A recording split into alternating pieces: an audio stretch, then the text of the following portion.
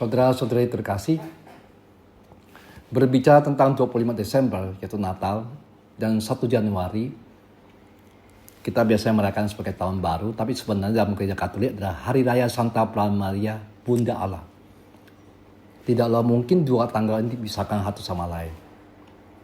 Kedua perayaan ini adalah satu kenyataan dari dua sisi, yaitu kelahiran penebus sebagai manusia, yaitu inkarnasi, dan ibu yang melahirkannya.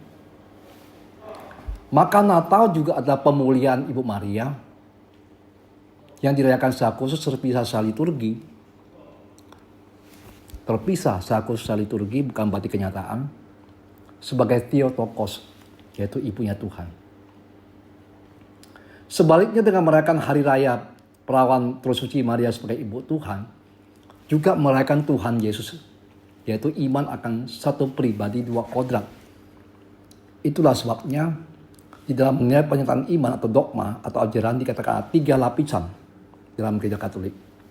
Yang pertama adalah kebenaran yang diwahyukan.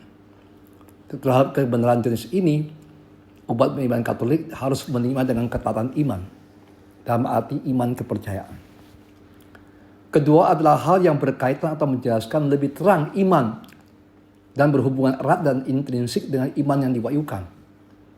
Terhadap kebenaran jenis kedua ini dikatakan umat beriman Katolik harus memberikan persetujuan dan keyakinan iman yang definitif, tidak bisa tawar-menawar juga. Layar ketiga yang itu adalah semua ajaran gereja mengenai iman dan moral, dan umat beriman Katolik harus memberikan persetujuan iman. Asen, yaitu persetujuan. Penjelmaan Allah Putra, yaitu Natal, dan Allah Tritunggal termasuk kategori yang pertama, yaitu iman yang diwahyukan, maka harus diterima sebagai iman kepercayaan karena diwahyukan. Iman dan ketaatan iman. Sedangkan keperawanan Ibu Maria dan beliau sebagai Ibu Tuhan adalah kategori jenis kedua yang menerangkan lebih jelas inkarnasi dan membuat iman inkarnasi lebih terang dan dijelaskan lebih mendalam. Maka Theotokos, Ibu Tuhan, harus diterima dalam persetujuan dan keyakinan iman definitif. Melanggar yang pertama, iman yang diwahyukan, itu artinya orang melaksanakan atau mengimani ajaran sesat atau bid'ah. Sedangkan melawan hal yang kedua, itu orang terpisah dari persekutuan Katolik atau bukan Katolik. Dan kalau hanya menyangkut ajaran iman dan moral, maka pelanggarannya sebatas perbedaan pendapat dan penafsiran, dissension. Namun tidak bisa asal beda. Dari keterangan di atas kelihatan perayaan Hari Ibu Maria sebagai Ibu Tuhan, termasuk pernyataan iman kategori kedua, dan tidak diimani kalau ingin menjadi Katolik, yaitu persetujuan dan keyakinan iman definitif, karena lebih menjelaskan, lebih terang penjelmaan Allah Putra menjadi manusia. Dari sini kelihatan bahwa Natal dan 1 Januari ada dua perayaan dipisahkan secara liturgis, sekali lagi hanya liturgi, tapi merupakan satu kenyataan yang sama. Dia yang lahir dari seorang perawan bernama Maria yang diakui sebagai Ibu Tuhan. Maka Natal dan 1 Januari termasuk pemulihan Maria dan sekaligus pengakuan iman akan penjelmaan Allah Putra. Adalah Konsili Efesus tahun 431 yang mendeklarasikan gelar tertua Ibu Maria sebagai Ibu Tuhan atau Theotokos. Dan sebenarnya yang diperdebatkan saat itu adalah hubungan antara kemanusiaan dan keilahian Tuhan Yesus.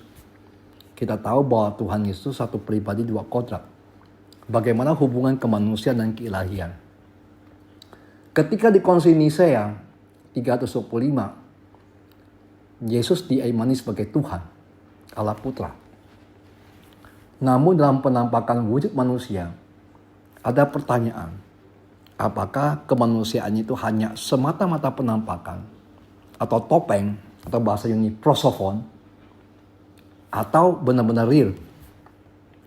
Banyak yang berusaha mengagungkan Tuhan Yesus dengan memperlakukan seolah-olah kemanusiaannya hanya penampakan semata-mata atau tidak riau atau topeng, atau kita tidak memperlakukan sebagaimana mestinya. Konsili Chalcedon 451 melawan bid'ah yang dinamakan monofisit, yaitu hanya percaya bahwa satu kodrat ilahi Tuhan Yesus Kristus dan mengatakan kemanusiaannya hanya penampakan atau topeng belaka, prosofon. Konsili Chalcedon mengatakan Tuhan Yesus itu sungguh Allah dan sungguh manusia. Maka Ibu Maria bukannya Ibu Kristus, Mother of Christ, tapi Ibu Tuhan, Mother of God, Theotokos. Persatuan pribadi, satu pribadi dua kodrat dalam Tuhan kita Yesus Kristus, dijelaskan dengan bagus mengatakan tidak terpisahkan, namun terbedakan, dan keduanya bersatu secara baru. Tidak terpisahkan karena hanya satu pribadi Tuhan kita Yesus Kristus, tidak ada dua pribadi. Terbedakan karena kodrat kemanusiaan dan kealahan tidak bisa dicampur.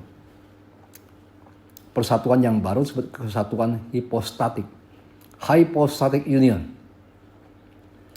Akibatnya, apa yang dikatakan tentang Tuhan Yesus sebagai manusia, vice versa, bisa dikatakan tentang Tuhan Yesus sebagai Allah. Kalau Yesus Tuhan menangis, maka yang menangis sekaligus manusia dan Yesus sebagai Tuhan.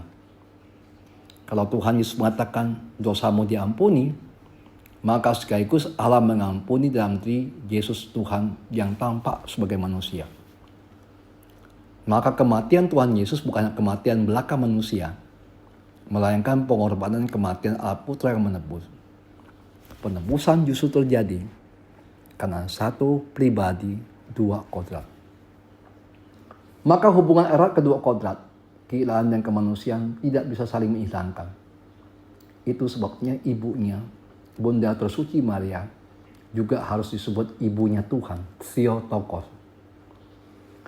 Maka kembali lagi saudara-saudari, kalau kita melihat pernyataan di atas, kita mengerti mengapa perayaan Natal dan 1 Januari adalah dua perayaan yang satu dan sama meskipun dua sisi.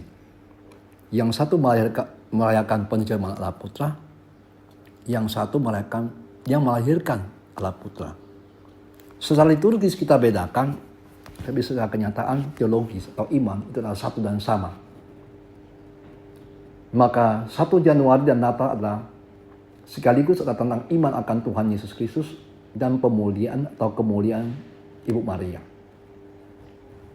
Ketika kita membuka tahun, setiap tanggal 1 Januari, gereja menyediakan pada kita pelindungan dan arah, yaitu Ibu Maria. Tahun yang baru, gereja mengajak kita mempersembahkan kepada Ibu Maria, supaya kita lindungi oleh mantel keibuannya yang penuh rahmat dan selalu siap menjaga kita putranya. Maka, daripada spekulasi dan mencari segala ketidakpastian dalam bentuk ramalan dan segala macam, mari kita menyerahkan tahun yang baru kepada perlindungan tersuci Ibu Maria. Dan kita yakin bahwa keibuannya, ibu dalam tata rahmat, pasti melindungi kita. Dia melahirkan ibu Tuhan Yesus Kristus sebagai kepala gereja, pasti akan melindungi kita sebagai anggota gereja di bawah Kristus. Karena ia ibunya Tuhan dan ibunya kita. Maka saya mengucapkan selamat tahun baru 2026. Saya mengajak kita mempersembahkan dan tanpa ragu dan penuh dengan iman kepada Ibunda Tersuci Maria yang menjadi ibu Tuhan dan ibu kita semua. Selamat tahun baru 2026 dan selamat beriman dan selalu melanjutkan iman kita akan perlindungan tersuci Ibu Maria. Tuhan memberkati.